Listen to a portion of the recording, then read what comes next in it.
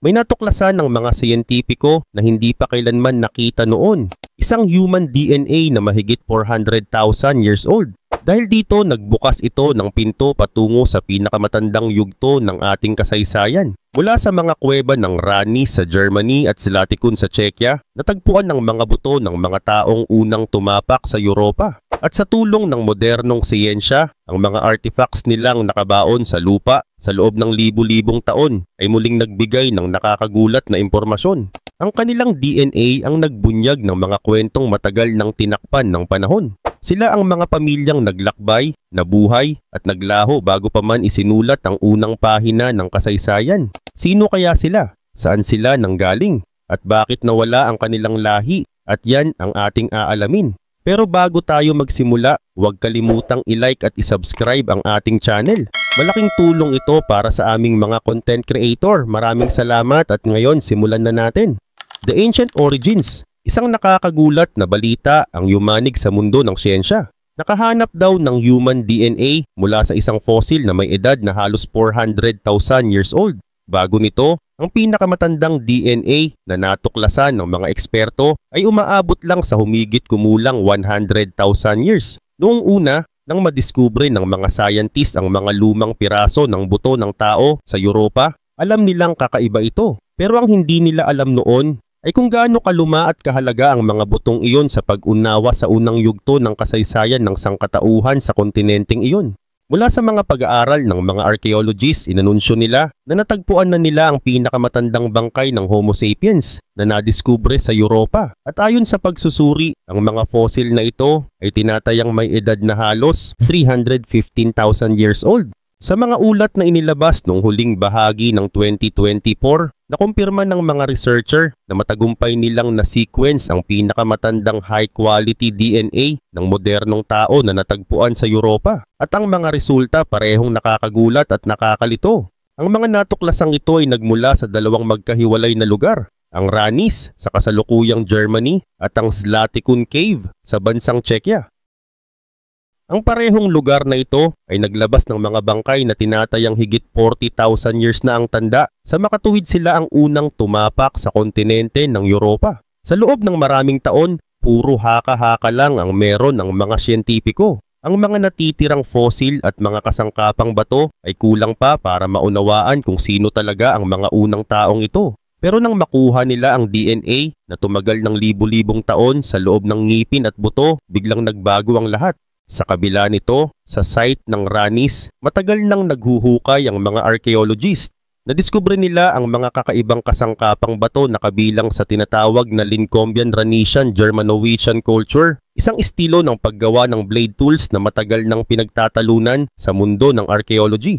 Ilang taon ding pinagdebatehan ng mga eksperto kung ito ba ay gawa ng mga huling Neanderthals o ng unang modernong tao na dumating sa rehiyon. Ang mga piraso ng buto na nakuha malapit sa mga kasangkapang iyon ay masyadong sirang-sira para makilala kung kanino talaga ito galing.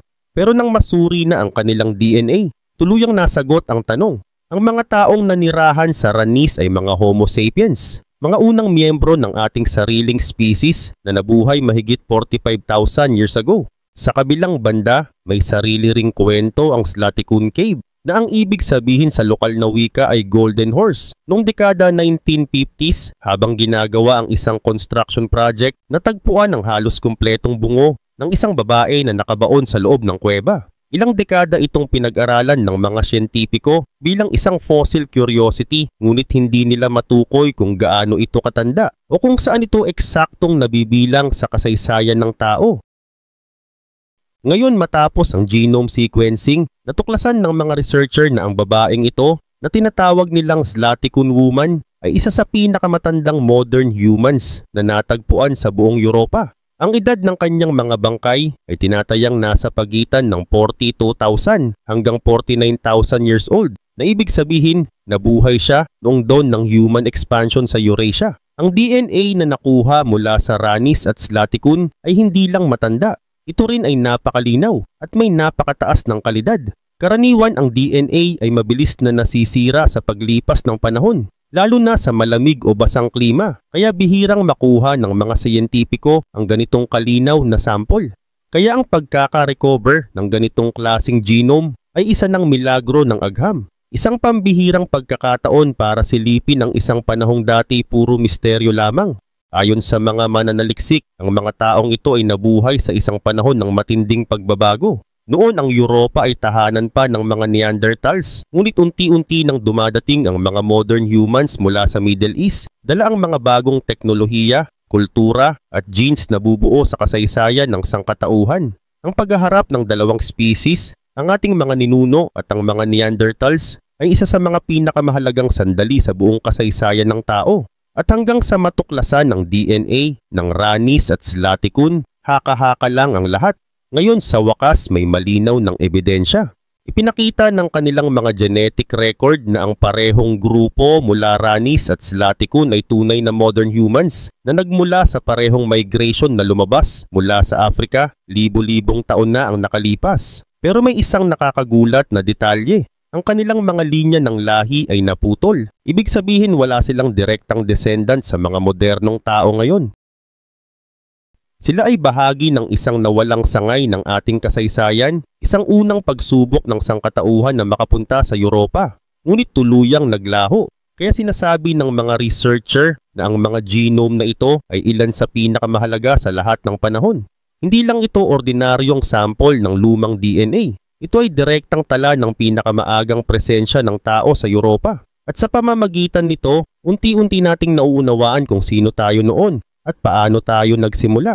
Ang kasaysayan, gaya ng sinasabi nila, ay bihirang maging simple. Ang pagpasok ng mga unang tao sa Europa ay hindi isang beses lang na paglalakbay. Ito ay sunod-sunod na pagdating, may mga matagumpay at may mga tuluyang nawala. At sa DNA ng Ranis at Zlatikun, nakita ng mga siyentipiko ang unang alon ng mga taong naglakbay sa hangganan ng kanilang kakayahan. Mga taong lumaban, nabuhay at nagbigay liwanag sa pinagmulan ng ating lahi. A family. Sa gitna ng yelo at matinding lamig ng Ice Age Europe, may isang kwento ng pamilya na nakabaon sa lupa sa loob ng tens of thousands of years. Isang kwento na ngayon lang muling narinig. Salamat sa siyensya. Matagal nang alam ng mga siyentipiko na kayang magkwento ng mga buto at kasangkapang bato. Pero nang mapag-aralan nila ang DNA ng sinaunang tao, may mas malalim silang natuklasan. Ang koneksyon ng dugo at pamilya sa panahong halos imposibleng mabuhay. Sa site ng Ranis, natuklasan ng mga researcher ang 13 fragment ng mga buto. Pagkatapos ng masusing genetic sequencing, natukoy nila ang 6 na natatanging individual, 3 lalaki at 3 babae. At dito nagsimula ang nakakaantig na bahagi ng kanilang pag-aaral. Isa sa mga natuklasan ay isang adult na babae at isang batang babae na may magkaparehong maternal DNA. Sa madaling sabi, mag-ina sila. Isang ina at anak na magkasamang nabuhay, naghahanap buhay at nagtaguyod ng isa't isa sa gitna ng isang mundong puno ng panganib. Para sa mga mananaliksik, ito ang pinakaunang malinaw na ebidensya ng mag-ina na naitala sa genetic history ng Europe. Isang konkretong patunay na kahit libo-libong taon na ang nakalipas, pareho pa rin ang halaga ng pamilya, ang pagkalinga at ang pag-asa na mabuhay ng magkasama. Ngunit hindi doon natapos ang kwento. May iba pang mga buto na nagpakita ng mas malalayong relasyon. Mga taong posibleng magpinsan, tiyo o kabilang sa iisang malaking angkan. Ipinapahiwatig nito na ang Ranis site ay hindi basta lugar ng libingan, kundi isang komunidad kung saan magkakaugnay na pamilya ang sama-samang nanirahan at nakipaglaban-laban sa malamig na mundo ng Ice Age. Ang kwento ay naging mas kamangha-mangha nang ikumpara ng mga siyentipiko ang DNA ng mga tao sa Ranis sa natagpuan sa Zlatikun Cave. Ayon sa resulta, ang Zlatikun woman ay may ika-5 hanggang ika-6 na antas ng kaugnayan sa 2 sa mga taong mula sa Ranis, nakatumbas ng pagkakaroon ng great-great-great-grandparents sa modernong panahon. Ibig sabihin, bagaman magkalayo ng daan-daang kilometro ang dalawang lugar, ang mga taong ito ay magkakamag-anak pa rin sa iisang malawak na puno ng pamilya. Para sa mga archaeologists, napakalaki ng implikasyon nito. Ipinapakita nito na gumagalaw at naglalakbay ang mga sinaunang komunidad na ito. Hindi sila nananatili sa isang lugar. Lumilipat sila sa malalayong lupain para maghanap ng pagkain, sumusunod sa mga hayop, at nakikipag-ugnayan sa mga kapamilya sa ibang grupo. Ang ganitong network ng magkakamag-anak na grupo ay mahalaga sa panahong iyon. Sa isang mundong puno ng lamig at gutom, ang ugnayan ng dugo at tiwala sa isa't isa ang susi sa kanilang kaligtasan. Matagal nang pinagdedebatehan ng mga siyentipiko kung paano nga ba nabubuo ang lipunan noon. Maliliit bang pamilya o malalaking tribong magkakaugnay? Sa DNA ng Ranis at Zlatikun, lumitaw ang sagot, malalapit na pamilya na konektado sa isa't isa sa mas malawak na lipunan. Nakakatuwang isipin pero nakakatindig balahibo rin. Habang ang ilan sa atin ngayon ay abala sa social media at video calls, ang ating mga ninuno noon ay naglalakbay ng daan-daang kilometro para lamang manatiling konektado sa kanilang pamilya. Parehong layunin, ibang panahon, ang pananatiling magkakasama. May mga eksperto ring naniniwala na ang kultura at kaalaman ay ipinapasa rin sa dugo. Ang mga kasangkapang bato mula sa Ranis at Zlatikun ay magkahawig na nagpapahiwatig na ang kaalaman sa paggawa ng mga blades at tools ay posibleng ipinamana rin mula sa magulang patungo sa anak. Isipin mo na lang, isang ina na nagtuturo sa kanyang anak kung paano humubog ng bato. Parehong galaw, parehong diskarte. Isang tradisyong ipinasa mula sa henerasyon hanggang sa susunod. At sa paglipas ng libu-libong taon, nanatiling buhay ang ganitong larawan ng pagkakaisa. Pamilya, ang una at pinakamatandang anyo ng komunidad at ang pundasyong nagpatuloy sa lahat ng sibilisasyong dumating pagkatapos. Kahit gaano pa katagal ang lumipas, ang kwento ng Ranis at Zlatikun ay nagpapaalala sa atin ng isang bagay, na kahit sa gitna ng yelo, gutom at panganib, ang koneksyon ng dugo at pag-ibig ng pamilya ay hindi kailanman namamatay.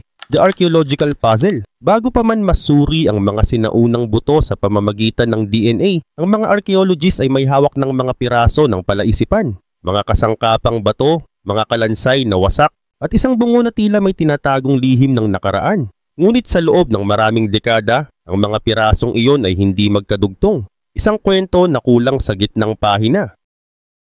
Sa Ranis site sa Germany at sa Zlatikun Cave sa Czechia, matagal nang nagtataka ang mga eksperto kung sino ang mga taong minsang tumira roon. Ang bawat lugar ay nagbigay ng kakaibang clue. Ngunit sa halip na linawin ang kwento, lalo nitong pinakomplikado ang misteryo. Ang mga kasangkapan mula sa yelo. Sa Ranis, unang natuklasan ang mga sharp blades, mga stone lace at mga flint knives na hinubog ng may kakaibang husay. Tinawag itong Lincolnian Ranisian Germano-Wichian tradition o mas kilala bilang LRJ culture. Para sa ordinaryong mata, mga tipak lang ito ng bato. Pero sa mata ng mga archaeologists, ang hugis, hiwa at paraan ng pagkakagawa ay may kakaibang style na hindi tugma sa mga naunang artifact. Dito nagsimula ang malaking tanong. Sino ang gumawa ng mga ito? May mga naniniwala na ito ay gawa ng mga huling Neanderthals, ang matagal nang nanirahan sa Europa bago pa man dumating ang mga modern humans. Matitibay ang katawan nila, sanay sa lamig at marunong gumawa ng mga tool.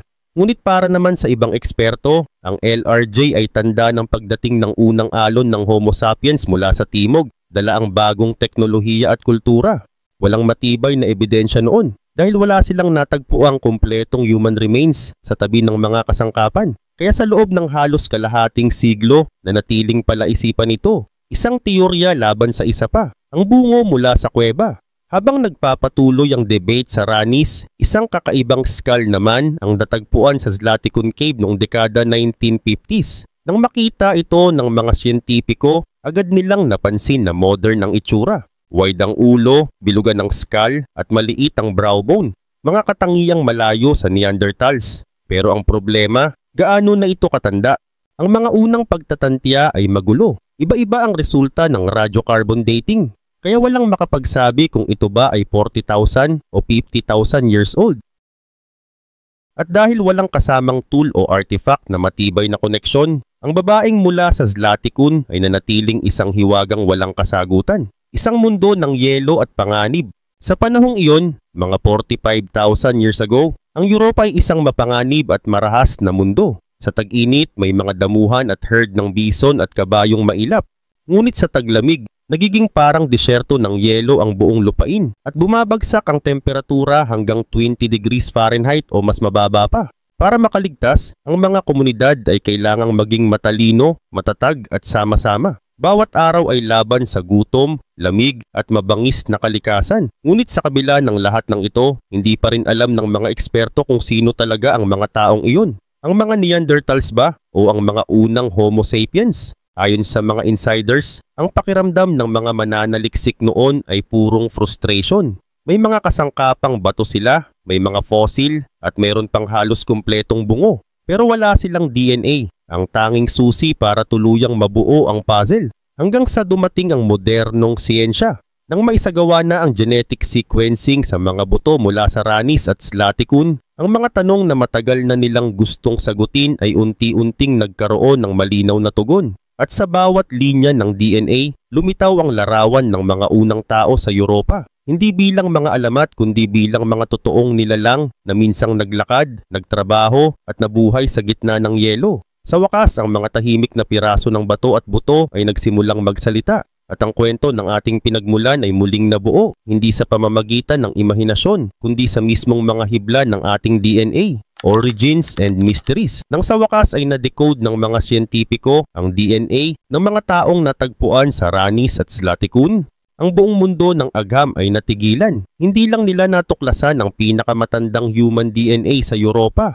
Ang nakita nila ay isang nakalimutang sangay ng sangkatauhan. Ayon sa mga pag-aaral, ang mga taong ito ay hindi basta mga sinaunang nanirahan sa gilid ng kontinente. Sila ay kabilang sa isang genetic branch ng modern humans na ganap nang nawala. Isang linya ng tao na nahiwalay sa pangunahing human family tree libu-libong taon pa bago pa lumitaw ang mga populasyon ng Europe, Asia at Amerika. Sa technical na termino, tinatawag ito ng mga geneticist na basal Eurasian branch. Isang maagang fork sa kasaysayan ng tao. Isang sangay na nagsimula sa Afrika, tumawid patungong Europa, ngunit kalaunan ay tuluyang naglaho ng walang iniwang direktang inapo sa kasalukuyan. Isang bagong larawan ng migration. Matagal nang paniniwala ng mga siyentipiko na isang tuloy-tuloy na paglalakbay ang ginawa ng ating mga ninuno mula Afrika papunta sa iba't ibang kontinente. Ngunit ipinakita ng DNA mula sa Ranis at Zlatikun na hindi ito isang tuwid na linya. Bagkus, ito ay maraming alon ng pagdating. Mga pagtatangkang manirahan na minsan ay nagtagumpay at minsan ay nabigo. Ang mga taong ito, ang unang dumating sa Europa, ay mga explorer ng kanilang panahon. Mga unang Homo sapiens na tumapak sa lupaing puno ng yelo at panganib. Ngunit sa kabila ng kanilang tapang, hindi sila naging ninuno ng mga mamamayan ng Europa ngayon. Ang kanilang lahi ay isang sangay na naputol sa kasaysayan ng tao. Ang koneksyon sa mga Neanderthal. Isa sa mga pinakakamangha-manghang natuklasan sa kanilang genome ay ang presensya ng Neanderthal DNA. Alam nating lahat na halos lahat ng hindi African ngayon ay may 2 hanggang 3% ng Neanderthal genes. Ang mga taong mula sa Ranis at Zlatikun ay may katulad na antas, humigit kumulang 3%. Ibig sabihin sila ay nabuhay malapit sa panahon ng unang pagsasanib ng Neanderthals at modern humans na tinatayang naganap between 45,000 and 49,000 years ago. Kung babalik ka sa panahong iyon, makikita mong magkasabay na namumuhay sa Europa at Western Asia ang 2 species. Ang mga Neanderthal at ang mga unang modern humans naghahati sa parehong lupain, parehong malamig na hangin at parehong lumalaban para mabuhay.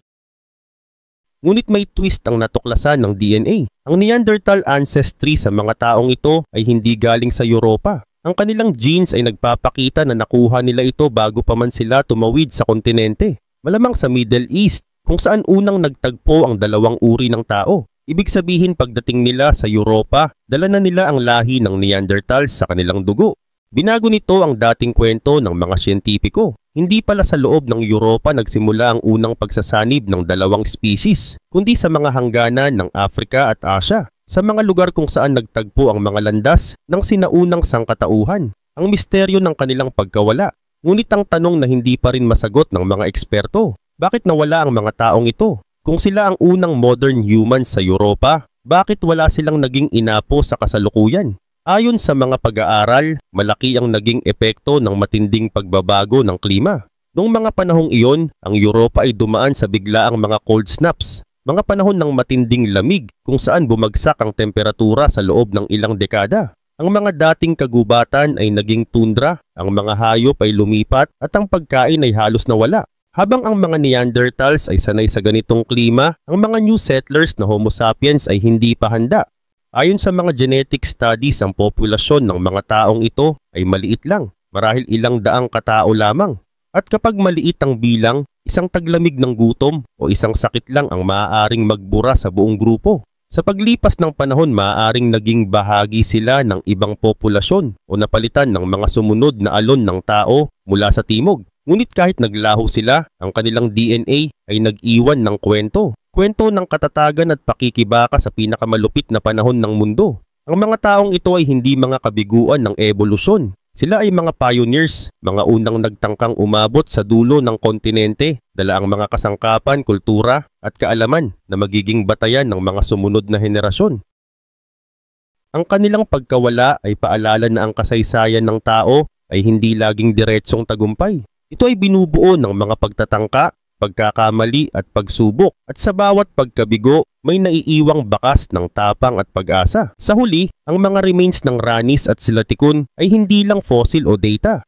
Sila ay mga kwento ng buhay na minsang nagningning sa gitna ng dilim ng yelo, mga taong naglakbay sa hangganan ng kilala at hindi kilala, at naging tulay sa pagitan ng nakaraan at ng kasalukuyang pagkatao natin, science and society. Nang kumalat ang balita na may mga siyentipiko nang nakapag-sequence ng pinakamatandang DNA ng tao sa buong mundo, ang komunidad ng agham ay sabay na napawaw at napawait. Excited sila. Pero maingat, alam nilang ang ganitong tuklas ay may kapangyarihang baguhin ang kasaysayan mismo. Sa loob lamang ng ilang linggo, mga laboratory mula Europa, North America hanggang Asia ay nagsimulang magkumpara ng kanilang sariling datos sa bagong nadiskubreng genetic information. At tulad ng inaasahan, ang resulta ay hindi lang nagbigay ng mga sagot. Nagbukas din ito ng mas marami pang tanong, bagong hamon sa archaeology. Sa loob ng mga dekada, mainit na pinagtatalunan ng mga archaeologist kung kailan at paano unang nakarating ang mga Homo sapiens sa Europa. Maraming teorya, maraming petsa, maraming artifact, ngunit walang matibay na batayan. Ngayon dahil sa DNA ng Zlatikun woman at ng mga tao sa Ranis, may bago ng anchor point ang mga siyentipiko. Kung ang mga remains nga na yun ay kabilang sa pinakaunang modern humans sa kontinente, ibig sabihin, kailangang baguhin at ayusin muli ang buong timeline ng pagdating ng tao sa Europa. May ilang eksperto pa nga na nagsabing marahil ang ilang stone tools na dating inakala nilang gawa ng mga Neanderthals ay posibleng likha pala ng mga unang modern humans o baka nga magkasamang ginawa ng dalawang species. Ang epekto sa anthropology, hindi lang archaeology ang nabago, maging ang larangan ng anthropology ay yumanig. Ang bagong sequencing ay nagpakita ng mga genetic pattern na hindi pasok sa dati nilang kategorya. Parang binura at isinulat muli ang family tree ng tao. Dati, malinaw ang hangganan. Neanderthals, Homo sapiens, Denisovans, magkakahiwalay na linya, may kanya-kanyang kapanahunan. Pero ayon sa mga geneticist, hindi pala ganun kasimple ang kwento. Ang mga linya ay naghalo, nagtagpo at minsan ay nagsanib. Ang mga species na ito ay hindi lang magkalapit sa mapa, magkakaugnay din sa dugo. At nang lumabas ang mga ebidensyang ito, napilitan ng mga eksperto na reviewin ang konsepto ng pure ancestry. Dahil kung tutuusin, ang kasaysayan ng tao ay hindi kwento ng paghihiwalay, kundi kwento ng koneksyon, mga pahiwatig para sa medisina. Hindi rin nakaligtas ang larangan ng medisina sa epekto ng tuklas na ito. Bagaman tens of thousands of years old na ang DNA, may mga bahagi nito na tugma pa rin sa genetic traits ng mga modernong tao. Partikular na tinutukan ng mga siyentipiko ang mga genes na may kinalaman sa immunity. May ilang pag-aaral na nagsasabing ang ilang resistensya ng tao sa mga sakit o virus ay posibleng nagmula pa sa mga sinaunang lahi na ito. Kung mapapatunayan, ibig sabihin ang ating kakayahang lumaban sa mga impeksyon ngayon ay bahagi pa rin ng genetic legacy ng mga taong nabuhay bago pa sumikat ang mga piramide. Ayon sa ilang ulat, ang ilang archaic DNA fragments ay nakakaapekto sa paraan ng ating immune response, kung paano tayo nag-a-adapt sa klima at kahit sa kung aling mga sakit tayo mas madaling tamaan. Isang paalala na ang ating kasalukuyang katawan ay bunga ng libu-libong taon ng pakikibaka laban sa kalikasan, ang simula ng bagong panahon ng agham. Ang sequencing ng pinakamatandang human DNA ay hindi lang simpleng tagumpay sa teknolohiya. Ito ay pinto patungo sa bagong paraan ng pag-unawa sa ating pinagmulan. Dati, ang kasaysayan ng tao ay binubuo lang ng mga buto, bato at guhit sa kuweba. Ngayon ang bawat selula ng katawan natin ay nagiging pahina ng kasaysayan. Ang mga kwentong akala natin ay nawala na sa paglipas ng panahon ay muling nabubuo letra kada letra sa loob ng ating mga gene. At habang lumalalim ang pag-aaral sa ancient DNA, mas nauunawaan ng mga siyentipiko na ang ating nakaraan ay hindi linear. Ito ay parang ilog na maraming sanga, may mga dumadaloy ng diretso at may mga nawawala o bumabalik sa ibang direksyon. Sa ngayon, patuloy pa ring iniimbestigahan ng mga siyentipiko kung paano naghalo ang mga sinaunang populasyon, paano sila nakasurvive at paano nila naiwan ang kanilang marka sa ating modernong katawan. Ang bawat bagong genome na nadedecode ay isang piraso ng kasaysayan na muling nabubuhay. Ang tuklas sa Ranis at Zlatikun ay hindi lamang tungkol sa kung sino ang nauna sa Europa, kundi kung sino tayo ngayon at saan talaga tayo nagmula. Pushing the limits, ang pag-sequence ng pinakamatandang human DNA sa mundo ay hindi lang isang scientific milestone. Ito ay pagbubukas ng pinto sa isang bagong panahon ng pag-unawa sa ating nakaraan. Bawat hibla ng DNA na nababasa ay parang isang liham mula sa kasaysayan, mga salitang isinulat ng panahon hindi ng tao. Noon, sapat na sa mga archaeologist ang mga buto, kasangkapan at pintura sa kuweba para buuin ang larawan ng ating pinagmulan. Ngunit ngayon mas malinaw na. Ang totoong kwento ng sangkatauhan ay nasa loob mismo ng ating mga cells. Isang bagong paraan ng pagtingin sa kasaysayan. Dati, ang kasaysayan ng paggalaw ng mga tao sa mundo ay sinusundan sa pamamagitan ng mga artifact at kultura. Ngayon sa tulong ng genetic evidence, nakikita ng mga siyentipiko ang mga landas ng migration ng may kakaibang katumpakan. May mga bagay na nakumpirma, pero marami ring paniniwala ang tuluyang nabaligtad. Ang mga sinaunang DNA na natuklasan sa Europa, Asia at maging sa Amerikas ay nagpapatunay na ang mga paglalakbay ng tao ay naganap sa mga waves, hindi sa isang diretsong pag-usad. Hindi pala isang simpleng march of progress, kundi isang sangasangang ilog ng mga tao, kultura at lahi na nagtagpo, naghiwalay at minsan ay muling nagtagpo. Ang DNA bilang tala ng kaligtasan. Ngunit higit pa sa migration, ang ancient DNA ay nagsisilbing manual ng kaligtasan. Sa pamamagitan ng genetic adaptations, nalalaman ng mga mananaliksik kung paano nakaligtas ang ating mga ninuno sa mga matitinding hamon. Mula sa sobrang lamig ng Ice Age hanggang sa kakulangan ng pagkain at bagong mga sakit. Ang ilang genes ay nagpapakita kung paano naka-adjust ang mga sinaunang tao sa mataas na altitudes, matinding taglamig o sa mga dieta na puro isda o butil lamang. Sa madaling salita, ang DNA ay parang blueprint ng ebolusyon, isang record kung paano nakahanap ng paraan ng tao para manatiling buhay sa gitna ng imposible, isang mas malalim na pagtingin sa pagkatao. Pero marahil ang pinakamalaking epekto ng lahat ng ito ay hindi lang sa larangan ng siyensya, kundi sa ating pananaw sa sarili. Bawat bagong genome na nadedecode ay nagpapakita na ang sangkatauhan ay hindi hiwa-hiwalay na lahi, kundi isang pinagtagpi-tagping kwento ng koneksyon.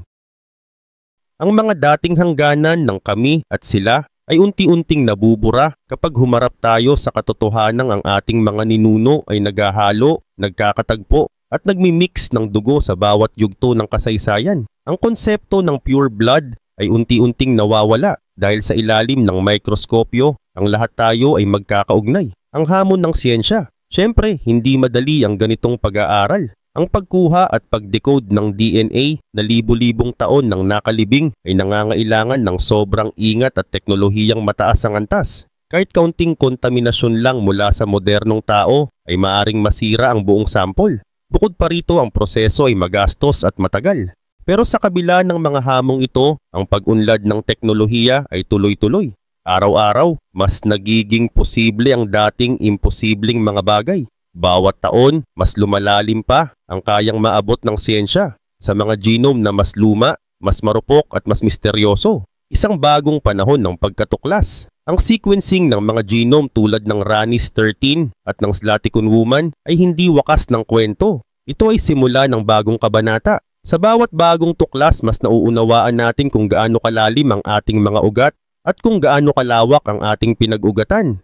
Ang ating kasaysayan ay hindi simpleng timeline ng mga petsa at pangalan. Ito ay isang buhay na kwento, isinulat ng mga taong nabuhay bago pa natin ma-imagine ang salitang civilization. At habang patuloy nating binabasa ang mga lihim ng kanilang DNA, unti-unti nating nauunawaan na ang ating pagkakakilanlan bilang tao ay hindi nakabase sa kulay ng balat, wika o bansa, kundi sa iisang pinagmulan na nagbuklod sa atin lahat. Libo-libong taon na ang nakalilipas.